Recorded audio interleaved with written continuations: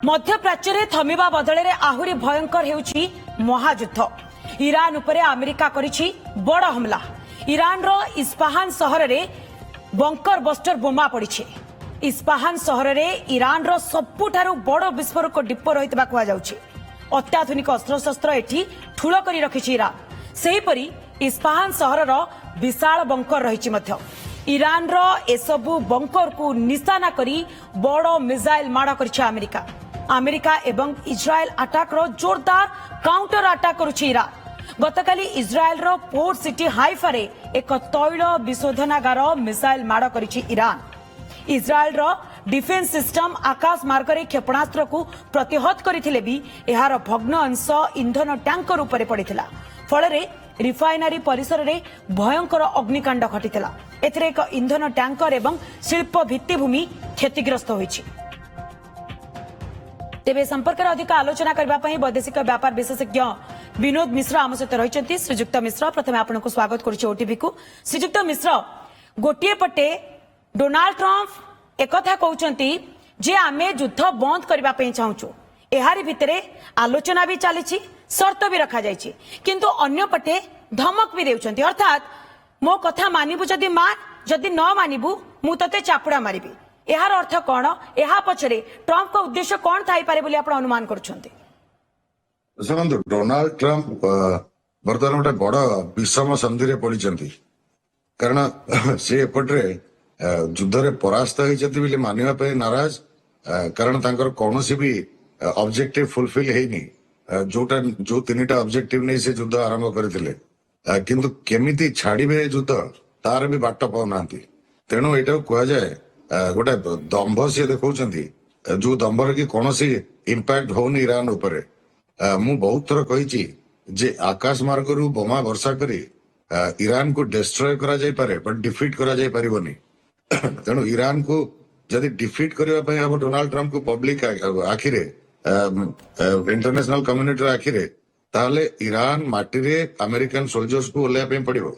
जोटा की which is no less than a suicidal move. तेणु से मुवटा से नेबे कि नहीं जदियो ईरान को सही धमक दिया जाउची कि आमे तमर तैल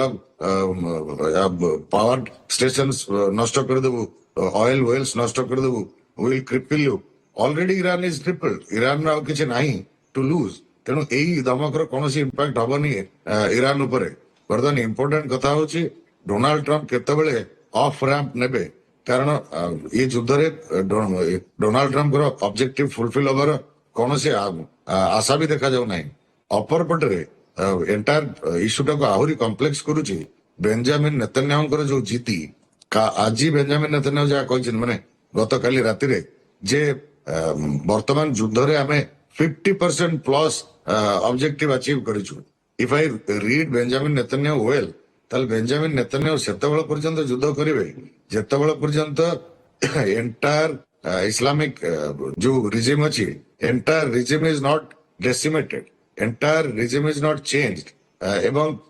सबु जेते भी वेपन्स अच्छी ईरान सबु जे पर्यंत नष्ट न होइछि कारण इजराइल ऑपरेट करे तार इंटेलिजेंस उपरे। तेणु इजराइल पाखे जो इंटेलिजेंस अच्छी about Iran stockpile of missiles and other lethal weapons जे पर्यंत सेगुड़ा सबु नष्ट न करिछि इजराइल एवं जे पर्यंत ईरान को इकोनॉमिकली सेतिकी क्रिपल न करिछि जोटी की आसंता 50 वर्ष रे Iran cannot stand on its own legs से पर्यंत बेंजामिन नेतन्याहू छाड़िबेनी।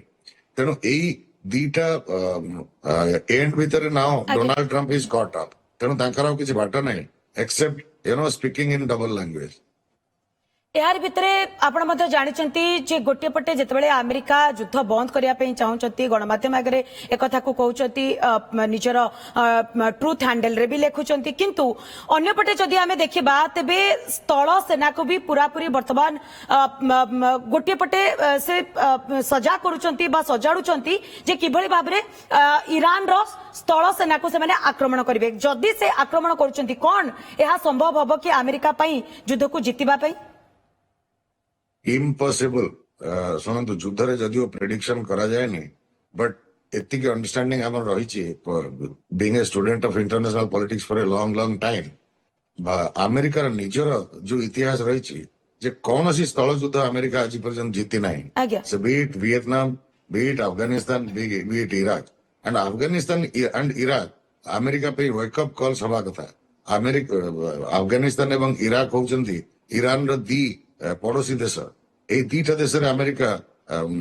land incursion करी failure रही and Iran is much bigger and potent than Afghanistan or Iraq. ତେଣୁ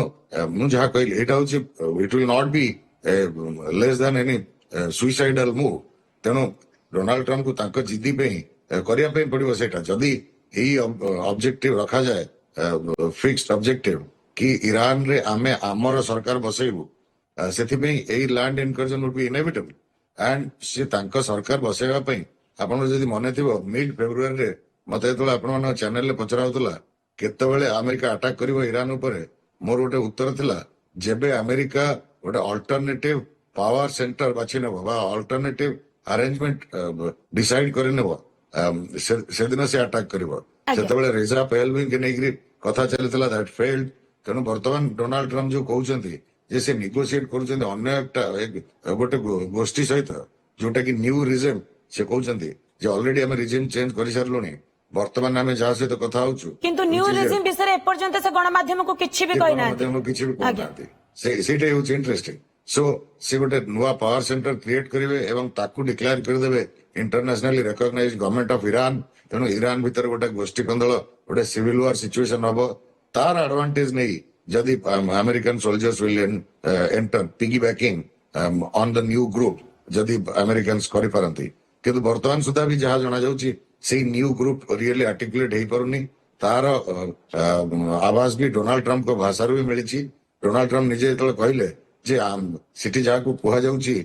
ନୂଆ ଲିଡର ହବା ପାଇଁ ସେ କହୁଛନ୍ତି no no no no thank you but I will not become because ସେମାନେ ଡରୁଛନ୍ତି ଯେ ତାଙ୍କୁ ତାଙ୍କ ଲୋକ ମାରିଦେବେ ନହେଲେ ଆମେ ମାରିଦେବୁ ୟା ମାନେ ହଉଛି ସିଏ ଯୋଉ ଥାର୍ଡ ଲିଡରସିପ ସହିତ କଥାବାର୍ତ୍ତା ହଉଛନ୍ତି ତାଙ୍କର ଭୟ ଯେ ସେମାନେ ଯଦି ସେଠି ଲିଡରସିପ ନିଅନ୍ତି ଏଇ ଆଇଆରଜିସି ବା ବର୍ତ୍ତମାନ ଲିଡରସିପ ତାଙ୍କୁ ମାରିଦେବେ ଆଉ ଯଦି ସେମାନେ ଏପଟରୁ ଲିଡରସିପ ନିଅନ୍ତି ତାହେଲେ ଆମେରିକାନ ଆଣ୍ଡ ଇସ୍ରାଏଲ ତାଙ୍କୁ ମାରିଦେବେ ସୋ ଏଇଟାରୁ ଜଣାଯାଉଛି ଯେ ଡୋନାଲ୍ଡ ଟ୍ରମ୍ପ ଡେଫିନେଟଲି ଗୋଟେ ସେଠି ଗୋଟେ ଅଲ୍ଟରନେଟିଭ ପାୱାର ସେଣ୍ଟର କ୍ରିଏଟ କରିବାର ଚେଷ୍ଟାରେ ରହିଛନ୍ତି କେତେ ସକ୍ସେସଫୁଲ ହେବେ ମତେ ଲାଗୁଛି ଏଇ ମାନେ ଆପଣଙ୍କୁ କହିବା କଥା ହେଲା ଯେ ଡୋନାଲ୍ଡ ଟ୍ରମ୍ପଙ୍କର ନା ଟାର୍ଗେଟ ଅଛି ନା ଅବଜେକ୍ଟିଭସ ଅଛି ଯୋଉଥିପାଇଁ ସେ ବର୍ତ୍ତମାନ ଏ ଚକ୍ରବ୍ୟୁହରେ ଫସି ଯାଇଛନ୍ତି ଅନ୍ୟପଟେ ଆପଣ ଜାଣିଛନ୍ତି ଆମେରିକାର ସ୍ପେଶାଲ ଫୋର୍ସ କେତେ ଗୁରୁତ୍ୱ ବହନ କରେ ଏହାର ଭିତରେ ଆନ୍ତର୍ଜାତୀୟ ଗଣମାଧ୍ୟମରେ ଏ ଚର୍ଚ୍ଚା ବି ଚାଲିଛି ଯେ ଆମେରିକା ତାର ଡେଲ୍ଟା ଫୋର୍ସ କଥା କୁହନ୍ତୁ ନେଭି ସିଲ୍ କଥା କୁହନ୍ତୁ କିମ୍ବା ମରାଇନ୍ ଡ୍ରାଇଭ କଥା କୁହନ୍ତୁ ଏମାନଙ୍କୁ ବର୍ତ୍ତମାନ ସଜାଗ କରୁଛନ୍ତି ଯେ କିଭଳି ଭାବରେ ସେମାନେ ଯାଇକି ଆଟାକ କରିବେ କଣ ଯଦି ଆମେରିକାର ସ୍ପେଶାଲ ଫୋର୍ସ ବି ଯାଉଛି ଇରାନର ସ୍ଥଳ ସେନାକୁ ଆଟାକ କରିବା ପାଇଁ ତେବେ କଣ ଆମେରିକା ପାରିବ ବୋଲି ଆପଣ ଅନୁମାନ କରୁଛନ୍ତି नो नो नो नो ये जो स्पेशल फोर्स डिप्लॉयमेंट आर गोटे स्पेसिफिक ऑब्जेक्टिव रही जोटा कि गोटे ऑफ रैम्प है पारे कौन ना अल्टीमेटली ए युद्ध डोनाल्ड ट्रम्प जस्टिफाई करछन ऑन द ग्राउंड कि ईरान को न्यूक्लियर वेपन्स रु दूरे रखिया पे तेणु से गोटे मात्र वर्तमान सब डेंजरस पॉइंट होची जिनस होची जे जो फिजाइल मटेरियल्स रखी ईरान अराउंड 500 kgs और समथिंग ସେଇଟା କୁ ସିଜ୍ କରିବା ହଉଛି ଗୋଟେ ଅବଜେକ୍ଟିଭ ତେଣୁ ସେଇ ଅବଜେକ୍ଟିଭ ଟାକୁ ହାସଲ କରିବା ପାଇଁ ଗୋଟେ ସ୍ପେଶାଲ ଫୋର୍ସ ର ଟିମ୍ ଯିବ it would raid Isfahan and ସେଠୁ ସେଟାକୁ ଏକ୍ସଟ୍ରାକ୍ଟ କରିବା ପାଇଁ ଚେଷ୍ଟା କରାଯିବ it is very very risky କିନ୍ତୁ ସେଇଥିପାଇଁ ଏଇ ମୋବିଲାଇଜେସନ ଯୋଉ special force mobilisation is for that only କାରଣ ସେଇଟା ଯଦି ସେମାନେ ନେଇଆସି ପାରିଲେ ସେମାନେ ଡିକ୍ଲେୟାର କରିପାରିବେ okay we got that nuclear fissile materials ଆମେ ତାଙ୍କ ନ୍ୟୁକ୍ଲିୟର ଏଷ୍ଟାବ୍ଲିଶମେଣ୍ଟ ସବୁ ଧ୍ୱଂସ କରିଦେଇଛୁ so Iran is not in a position any more to lay its hands on nuclear weapons ତେଣୁ ଯୁଦ୍ଧ ବନ୍ଦ ହେଲା ଏଇଟା ଗୋଟେ ଅଫ୍ ରାମ୍ପ ହେଇପାରେ ସୋ ବହୁତ ପସିବିଲିଟିଜ ମାନେ ବହୁତ ଅଲ୍ଟରନେଟିଭସ ଅଛି ଡୋନାଲ୍ଡ ଟ୍ରମ୍ପଙ୍କ ପାଖରେ because he is a lunatic I can't predict କୋଉଟା ସେ ଚୁଜ୍ କରିବେ ନିହାତି ଭାବରେ ୟାର ଭିତରେ ଗୋଟିଏ ପଟେ ସର୍ତ୍ତ ରଖୁଛନ୍ତି କିନ୍ତୁ ଅନ୍ୟପଟେ ଧମକ ଦେଉଛନ୍ତି ଏ ଧମକ ପଛରେ ଆପଣଙ୍କୁ କଣ ଲାଗୁଛି ଯେ କୌଣସି କୂଟନୈତିକ ଚାପ ନା ଏହା ପଛରେ ଟ୍ରମ୍ପଙ୍କର ଆଉ କିଛି ରଣନୀତି ଅଛି ନା ପୁରାପୁରି କନଫ୍ୟୁଜିଂ ପରିସ୍ଥିତି ମୁଁ କହିଲି ପୁରା ତାଙ୍କର ଗୋଟେ କ୍ୱାଗମାୟର କ୍ରିଏଟ ହେଇଛି କାରଣ ଇସ୍ରାଏଲର ଅବଜେକ୍ଟିଭ କି ଯଦି ହାସଲ କରିବା ପାଇଁ ହବ କାରଣ ଇସ୍ରାଏଲ ଛାଡିବନି ଆମେରିକା ଯଦି ବନ୍ଦ ବି କରେ ଇସ୍ରାଏଲ ୱିଲ୍ ନଟ୍ ଷ୍ଟପ୍ କାରଣ କାଲି ବେଞ୍ଜାମିନ ନେତାନ୍ୟାହୁ କହିଛନ୍ତି ଆମେ କୌଣସି ସିଡ୍ୟୁଲରେ ରାଜି ନାହୁଁ we can't give you any schedule ଏବଂ ତାପରେ ପରେ କହିଲେ ଓନ୍ଲି 50% ପ୍ଲସ୍ ଅବଜେକ୍ଟିଭ ହାସଲ ହେଇଛି तेणु डोनाल्ड ट्रम्प को युद्ध को जारी रखा पड़ो एपटे एंटायर वर्ल्ड को यही वार्ता भी दवाई पड़ो जे सी युद्ध शीघ्र सारुंच वर्ल्ड आ बेसी दिन सफर करनी because tremendous pressure from the entire international community कारण वर्ल्ड रे cost of living is increasing due to this conflict जिते लंबा है कॉन्फ्लिक्ट हम एंटायर रिजन तो सफर कर एंटायर वर्ल्ड विल सफर तेणु डोनाल्ड ट्रम्प के ऊपर प्रेशर रही international community to end the war से नेगोशिएशन एंड अदर थिंग्स से कहते युद्ध बंद करने कथा कहते एपटे इज्राएल पटर कंपल्सन रही युद्ध को जारी रखापी तेणु Donald Trump is doing both the things he just caught in a कैच-22 सिचुएशन माने अर्थात इज्राएल को खुशी करबा पई बा इज्राएल सहित शत्रुता न करबा पई वर्तमान ए पूरा युद्ध रे पूरा चक्रव्यूह रे ट्रम्प फसी जाय किंतु ट्रम्प कर जो थ्रेट डिप्लोमासी रही एहा द्वारा अमेरिकार जो मित्र राष्ट्र माने रही आपन को लागुनी जे से माने दूरे जिबे जेंति वर्तमान स्पेन तार एयर स्पेस को बंद कर दी अमेरिका पई शुणु entire NATO countries are against this intervention कौन सी नाटो कंट्री एथरे इन्वॉल्व होगा चाहूना कारण से माने जानिचंदी जी भी आदर इन्वॉल्व हो से माने ईरान रो अननेसेसरी शत्रु हे बसिबे एवं सबु NATO countries they being close geographically से माने जानती वेस्ट एशिया रे कॉन्फ्लिक्ट हेले तार इंपैक्ट केते दूर पर्यंत पड़ी पारे तेणु दे आर नॉट इंटरेस्टेड से माने आगुर मना करछंदी आज पर्यंत भी NATO has only served America's purpose Europe रो कोनोसी पर्पस नाटो सर्व करि पारे नै आज पर्यंत गोटिए मात्र threat Russian threat to the Europeans किछि करि पारनी अमेरिका एबे भी 20% of Ukrainian territory under Russian control कौन करि पारछि अमेरिका तेणु जेतेबेले ओनली वंस नाटो रे सेही article 5 has been invoked only once आ सेटा भी जेतेबेले अमेरिका ऊपर अटैक हेतला 9/11 इन 2001 तेणु डोनाल्ड ट्रम्प से इतिहास छात्र नुहंती इतिहास लेसन भी नौनांती as I said is a lunatic person तेणु तांकर बिहेवियर को प्रेडिक्ट करबा इज इम्पॉसिबल आज्ञा तो यार भितरे ट्रम्प कर एही जिद अमेरिका रे कौन प्रभाव पकाइबो एवं पूरा विश्व रे कौन प्रभाव पकाइबो बोली आपण अनुमान करछन्ते ना अमेरिका रे कौन प्रभाव पकेबो the gasoline price has already increased आज्ञा politically mid-term election definitely Donald Trump is going to lose Republicans are going to lose the mid-term election in November एटा होचे अमेरिका ऊपर इम्पैक्ट एंटायर वर्ल्ड ऊपर impact हुआ आमे देखुछु तेलर दरदाम बढ़िबार Pakistan economy has collapse आज Myanmar economy is collapsing India effect has started showing commercial cylinders and other things petrol दाम भी बढ़ी भी जीवो आउ 10 days रे and entire international economy is in doldrums 20% energy is out of market African countries suffering Asian countries suffering everybody is suffering तो कहबार कोन अछि Middle East is suffering like anything आ गोटे कथा मन रखंतु मिडिल ईस्ट रु इंडिया रे $135 बिलियन रो गोटे मेजर शेयर आसे सिटू रेमिटेंस रे जदि सही रीजन टा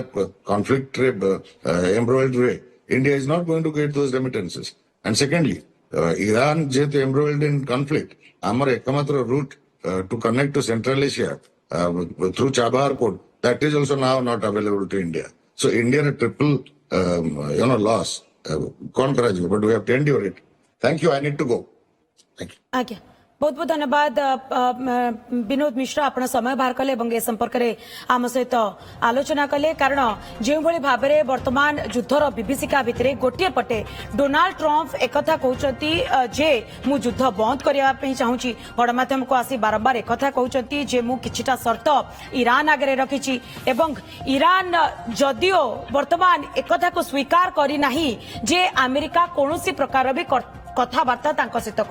करोसी कथा युद्ध बंद करने आगु को आगे किंतु अन्यपटे डोनाल्ड ट्रम्प बारंबार गणमाध्यम को आसी एक कहते जे आमे युद्ध बंद करने चाहूँ किंतु अन्यपटे देखंतु डोनाल्ड ट्रम्प धमक भी दौरान जदि आपण माने आम कथा न मानिबे जदि आम शर्त आपण माने न मानिबे तेबे हरमुज प्रणाली जहाँ रही हरमुज प्रणाली को आमे निहाती भाव में अख्तियार करूँ अन्यपटे खार्ग उपर भी आमे अख्तियार करूँ अन्यपटे एक भी कहते जे आम स्थल सेना पूरापूरी सजाग अच्छा पाखापाखि 10,000 सैन्य अधिक सैन्य वर्तमान अमेरिका रे तैनात अच्छा जो माने कि ईरान को सीधा सड़क जाई तांकर स्थल सेना को आक्रमण करिवे बोली एकथा भी अंतर्जातीय गणमाध्यम रे चर्चा होउची किंतु एहार भितरे